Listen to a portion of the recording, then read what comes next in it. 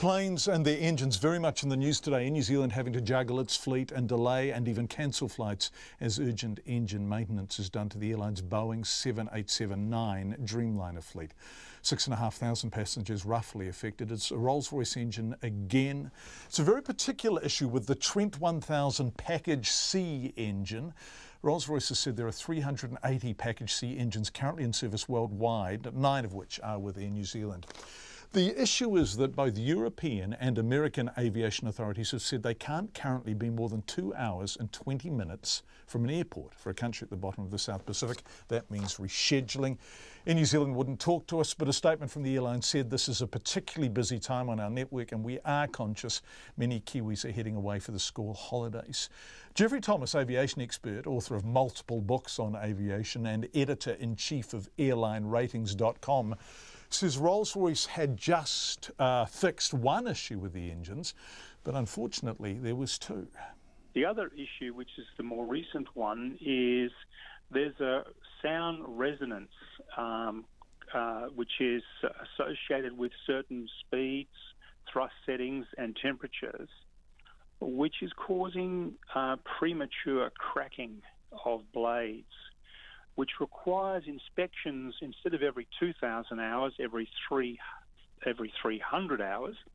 So there's an interruption to operations there. That inspection takes about 2 to 3 hours to do to make sure that the blades are not cracked.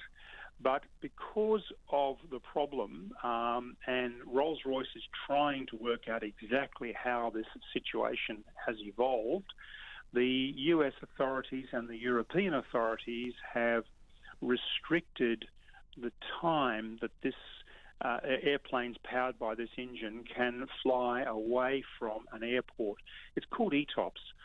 Now, what the FAA and the Europeans have done, working together, is they have reduced the ETOPS range of the 787 powered by these engines from 330 minutes back to 140. Which means airlines that have this power plant engine combination will not be able to fly, for instance, across the South Pacific because that would breach that requirement. And this is fine if you are a European airline and you're never further than 20 minutes from an airport. But for Air New Zealand, this is problematic. They have 9 of these planes, we understand. And so routes like Auckland, Buenos Aires, for example, are completely out of the question, aren't they? Yes. Now, my understanding is they have already, when the first engine problem, the sulfurication of the blades occurred, they immediately took. They've been ultra conservative about this, which is what we'd expect from Air New Zealand, and they took that aircraft type off that route and put on 777s, which are not impacted by this at all. And what I would expect they will now do is, first of all, they're chartering in aircraft again, which is what they did late last year, and they will swap the 787s onto routes where, for instance, they could be flying across to Sydney or Brisbane or up to Asian destinations, and move the 777s exclusively onto the Pacific. So hopefully it'll have, in the longer term, it'll have a minimal impact on their operations.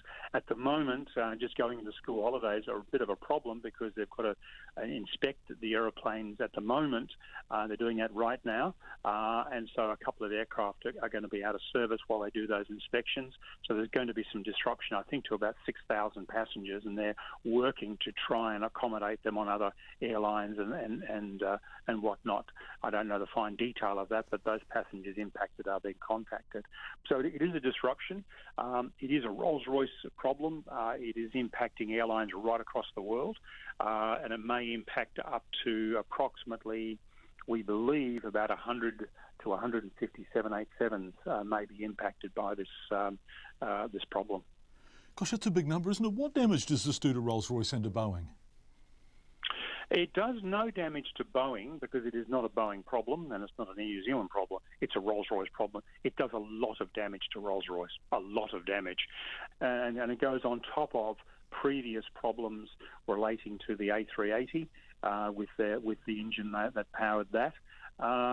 So, well, look, it's a very, very good company. I'm sure they'll recover from this.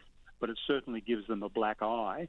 And certainly airlines would choosing new aeroplanes, for instance, would look twice at possibly powering them by Rolls-Royce engines. They may look more favourably at General Electric.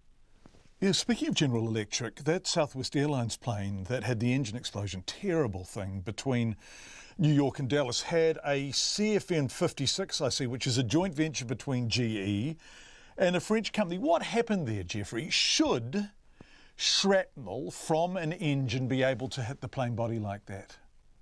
Now, that should have been contained, because where the front fan of where the front fan is located on these engines, there's a belt around that which is designed to contain a blade failure, a major blade failure. So, I mean, uncontained failures of engines are incredibly rare. Yeah. Thankfully, blade failures are a little bit more common. Again, still rare, but they typically are contained within the engine. The engine looks like a mess, but no shrapnel leaves the engine casing, and the plane lands successfully. Is the typical scenario. Geoffrey Thomas, aviation expert, speaking to us earlier.